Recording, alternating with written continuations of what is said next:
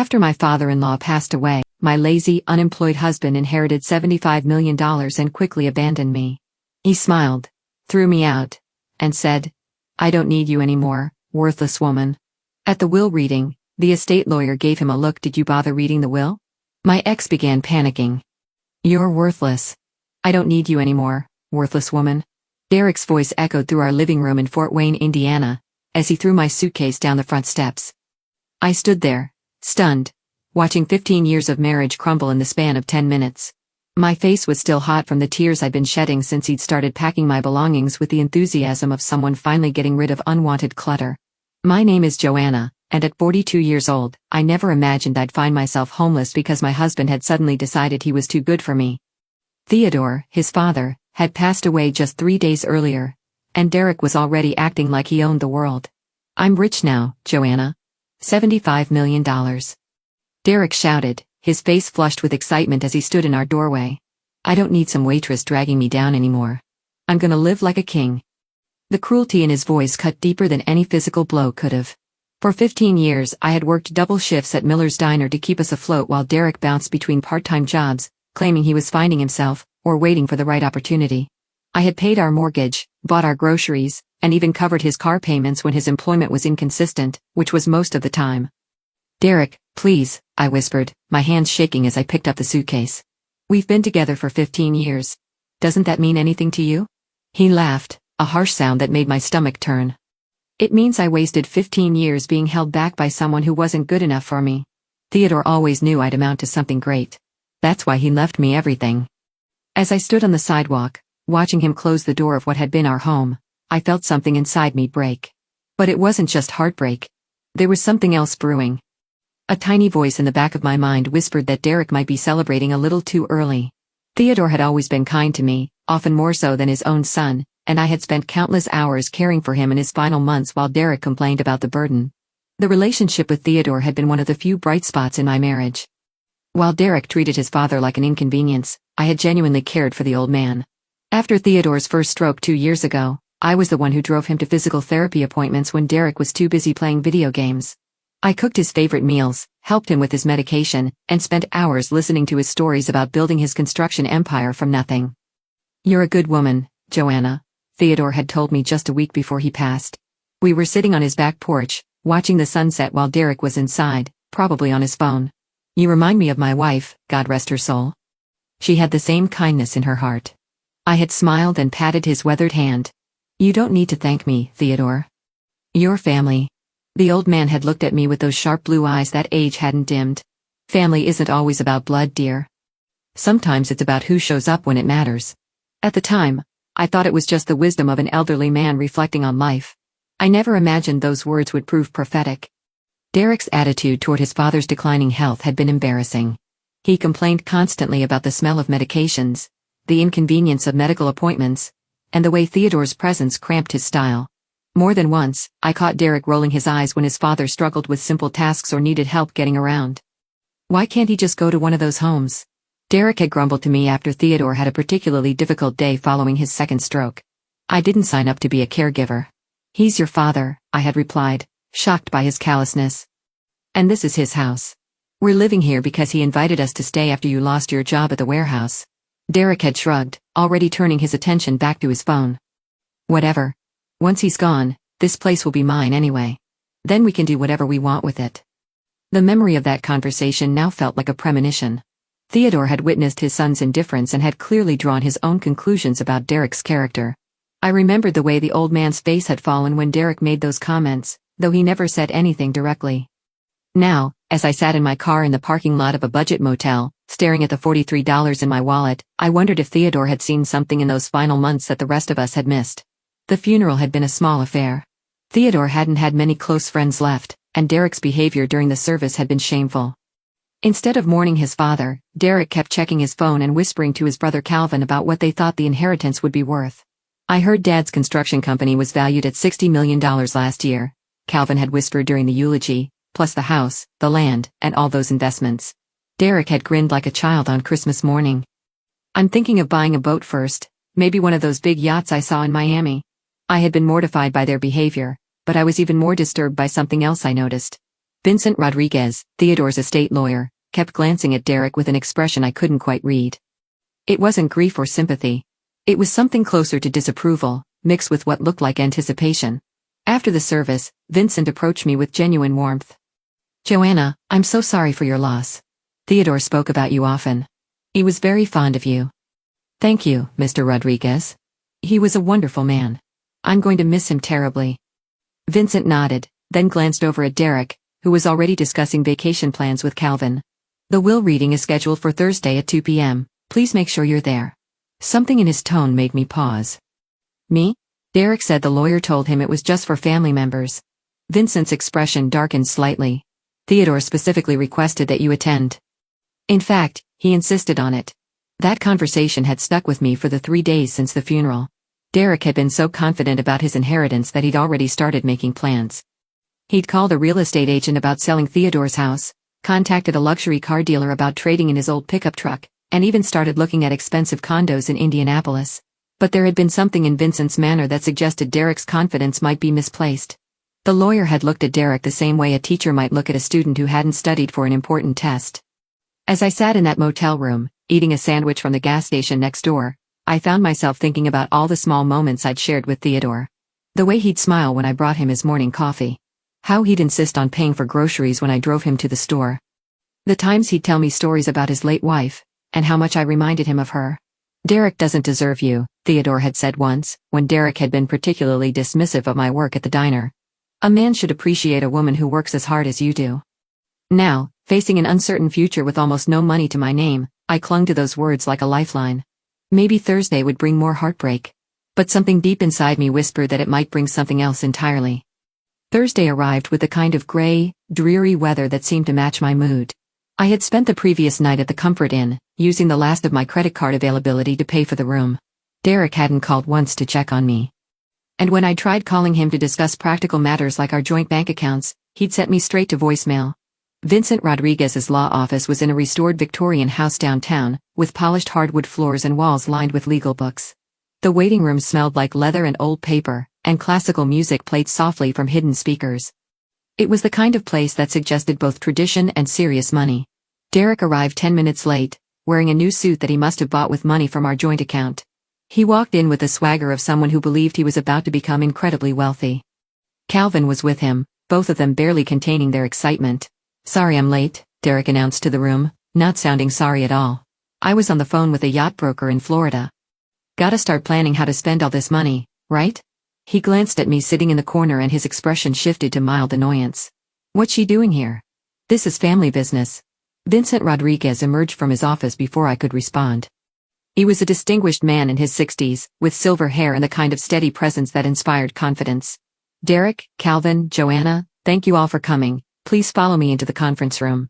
The conference room was dominated by a large mahogany table surrounded by leather chairs. Vincent took his place at the head of the table and opened a thick folder. Derek and Calvin sat on one side while I took a chair across from them. The distance felt symbolic somehow. "Before we begin," Vincent said, adjusting his glasses, "I want to make sure everyone understands that this reading will proceed exactly as Theodore specified in his will. There will be no interruptions, no questions until I'm finished, and no disputes until the document has been read in its entirety." Derek leaned forward eagerly. "Whatever you say, Mr. Rodriguez. I'm ready to hear about my inheritance." Something in Vincent's expression shifted almost imperceptibly. "Derek, before we proceed, I have to ask. Did you bother reading the copy of the will that was sent to you last week?" Derek waved his hand dismissively. "I skimmed it. All that legal language is confusing. I figured you'd explain everything today. Besides, I know Dad left everything to me. I'm his son." Vincent's eyebrows rose slightly. "I see. And you, Calvin?" Calvin shrugged. "Same here. Derek said it was all just formalities anyway." Vincent looked directly at me. "Joanna, did you receive a copy?" I shook my head. Derek told me I didn't need to see it because it didn't concern me. For a moment, Vincent's professional composure cracked, and I saw something that looked like anger flash across his features. "That's unfortunate, because it concerns you very much indeed." The room fell silent. Derek's confident smile faltered slightly, while Calvin shifted uncomfortably in his chair. I felt my heart begin to race, though I couldn't say exactly why. Vincent opened the folder and withdrew a thick document with official seals and ribbons. The last will and testament of Theodore James Harrison, he announced formally. Dated March 15th of this year. March 15th. That was just 2 months ago, well after Theodore's second stroke. My mind began to race, trying to remember what had been happening in our lives at that time. That was around when Derek had made his comment about putting Theodore in a nursing home, and when I'd started spending even more time caring for the old man. Let's begin, Vincent said, and something in his tone suggested that nothing would ever be the same after the next few minutes. Vincent cleared his throat and began reading from the official document. I, Theodore James Harrison, being of sound mind and body, do hereby set forth my last will and testament. To my son Derek Harrison, who has shown little appreciation for hard work or family loyalty, I leave the sum of $5,000 and my grandfather's fishing equipment, stored in the garage. The words hit the room like a physical blow. Derek's face went from confident anticipation to confusion to growing horror as the reality began to sink in. Wait, what? That can't be right. $5,000? There has to be a mistake. Vincent held up his hand for silence and continued reading. To my son Calvin Harrison, who moved to California and visits perhaps twice a year, I leave $10,000 in my collection of vintage tools, with the hope that he might finally learn the value of building something with his own hands. Calvin's mouth fell open, but he seemed too stunned to speak. Derek, however, was beginning to panic. This is impossible. I'm his son. His heir. Where's the rest of it? The $75 million? The company? The house? Vincent's expression remained professionally neutral, but I could see satisfaction in his eyes. If you had read the will as instructed, Derek, you would know that there is much more to be read. The bulk of the estate, Harrison Construction Company, valued at approximately $62 million, the family home and surrounding property, valued at $8 million, plus all liquid assets, investments, and personal property, totaling approximately $5 million, goes to someone else entirely. My heart was pounding so hard I could hear it in my ears. Derek looked he was about to be sick, his face pale and his hands shaking. To Joanna Marie Harrison, Vincent continued, and my world tilted on its axis. Who has shown more love, loyalty, and dedication to me in 15 years than my own blood relatives have shown in a lifetime? I leave the entirety of my remaining estate. The silence in the room was deafening. I felt like I couldn't breathe, couldn't process what I was hearing. Derek made a strangled sound that was somewhere between a gasp and a sob. Theodore wrote a personal letter to accompany this bequest, Vincent said, withdrawing another document from the folder. He asked that I read it aloud. Vincent unfolded the letter, and I recognized Theodore's careful handwriting on the cream-colored stationery. My dear Joanna, he began. If you are hearing this, then I have passed on, and you are learning for the first time that I have chosen to leave my life's work to you rather than to my son's. This decision was not made lightly, nor was it made in anger. It was made with careful observation and deep consideration of who truly embodies the values that built Harrison Construction Company. Derek tried to interrupt, but Vincent continued reading without acknowledging him. For 15 years, I watched you work multiple jobs to support my son while he chose leisure over labor. I watched you care for me in my illness with genuine compassion while Derek complained about the inconvenience.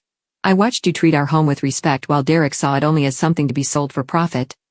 Most importantly, I watched you demonstrate every day the qualities of character that I spent my lifetime trying to instill in my sons: kindness, integrity, dedication, and humility. By now, Derek was hyperventilating, and Calvin looked like he was in shock. But Vincent wasn't finished reading the letter. Vincent continued with Theodore's letter, his voice growing stronger with each word. Joanna, you may wonder why I never spoke to you about this decision. The truth is, I wanted to observe how Derek treated you when he believed inheritance was certain. His behavior these past months, and particularly his treatment of you following my death, has only confirmed that I made the right choice. Derek suddenly lurched to his feet, knocking his chair backward. This is insane. She's not even blood family. You can't just give away my inheritance to some waitress. Vincent's voice turned ice cold. Sit down, Derek, or I'll have security escort you from the premises. Your father's will is legally binding, properly witnessed, and completely valid. Derek collapsed back into his chair, his face red and streaked with tears. There has to be something I can do. I'll contest it. I'll prove he wasn't in his right mind. I anticipated that response. Vincent replied calmly. Theodore underwent a complete psychological evaluation just weeks before signing this will. Dr. Elizabeth Morrison, the psychiatrist who conducted the evaluation, found him to be completely competent and clear-minded. Her report is part of the permanent record. He returned to the letter. Joanna, I hope you will use this inheritance wisely. Harrison Construction Company employs 43 people, and they are good people who deserve security. The company is profitable and well managed by my foreman, Robert Patterson, who has been with us for 22 years. I trust you will keep him on and learn the business gradually. I found my voice for the first time since the began. Mr. Rodriguez, I don't understand. How could Theodore have known that Derek would treat me the way he did? Vincent sat down the letter and looked at me with gentle eyes. Theodore called me the day after he passed. He was still alive then, barely. But he was alert. He told me that Derek had already begun making plans to sell the house and had spoken cruelly to you about your future together. He asked me to make sure you attended this reading, knowing that Derek would likely try to exclude you. The room spun around me as the full magnitude of what had happened began to sink in. Theodore had not only witnessed Derek's true nature, but had planned this moment with the precision of a military operation. There's more, Vincent said, returning to the letter. Derek, if you are hearing this, know that I still love you as my son. But love alone cannot excuse a lifetime of taking advantage of others. Perhaps losing what you never truly earned will teach you the value of work and the importance of treating people with respect. Calvin, the same applies to you, though your sins are more of neglect than cruelty. Derek was openly sobbing now, the reality of his situation finally hitting home. He had thrown away a marriage and revealed his true character, all while unknowingly destroying his chances at the inheritance he'd been so confident about receiving. Vincent folded the letter and looked around the table. The will includes one final instruction. Joanna, Theodore has left you a sealed envelope that was to be given to you privately after the reading. Derek and Calvin, your inheritances will be distributed within 30 days, as required by law. The bulk of the estate transfer to Joanna will take several weeks to complete, but it is legally binding as of today. As Derek continued to sob and Calvin sat in stunned silence, I realized that my life had just changed completely. The woman who had been thrown out of her home 3 days ago was now the owner of a multi-million-dollar empire. But more than that, I had been validated by a man who had seen the worth in me that my own husband had refused to acknowledge. The revenge was complete and Derek had orchestrated his own downfall with every cruel word and dismissive action. The aftermath of Vincent's revelation was swift and devastating for Derek. As the lawyer explained the immediate legal ramifications, Derek's world crumbled with each passing minute. The house he'd planned to sell wasn't his. The company he'd expected to inherit now belonged to the woman he'd called worthless. The $75 million he'd bragged about to friends and strangers alike had been a fantasy built on arrogance and entitlement. I need to speak with Joanna privately, Vincent announced as Derek continued to sob into his hands. Derek, Calvin, you're free to go. Someone from my office will contact you about collecting your inherited items. Derek looked up with desperate, red-rimmed eyes. Joanna, please, you have to understand. I didn't mean what I said. I was just upset about Dad dying. We can work this out, can't we? We're still married. The irony of his words wasn't lost on me. 3 days ago, he'd been eager to throw me away like garbage. Now that I controlled his fortune, he was begging for reconciliation. I looked at this man I'd supported for 15 years, who had shown his true colors the moment he thought he no longer needed me. Derek, I said quietly, you made it very clear that you don't need me anymore. You said I was worthless. You threw my belongings on the lawn and slammed the door in my face. Theodore saw who you really were, and frankly, so did I. His face contorted with panic and rage. This isn't over. I'll fight this in court. I'll prove you manipulated him somehow. Vincent Rodriguez stepped between us. Derek, I strongly advise against making threats. Your father's will is ironclad, and any attempt to contest it will only result in expensive legal fees you can no longer afford. You might want to focus on finding employment instead. Derek and Calvin left the office in devastation, their dreams of easy wealth shattered by their own character flaws. Through the conference room window, I watched Derek stumble toward his truck, a broken man who had destroyed his own future through greed and cruelty. Vincent handed me a sealed envelope with my name written in Theodore's familiar handwriting. He wanted you to read this privately, he said, then quietly left me alone in the conference room. With trembling hands, I opened the envelope and unfolded the letter inside. My dear Joanna, it began. If you are reading this, then justice has been served, and Derek has received the shock he so richly deserved. I want you to know that my decision to make you my heir was not a punishment for Derek, though he will surely see it that way. It was recognition of your true worth. Tears blurred my vision as I continued reading. You spent 15 years being undervalued and taken for granted by my son. You worked yourself to exhaustion to support a man who contributed nothing to your partnership. You cared for me in my final months with a tenderness that came from your heart, not from obligation.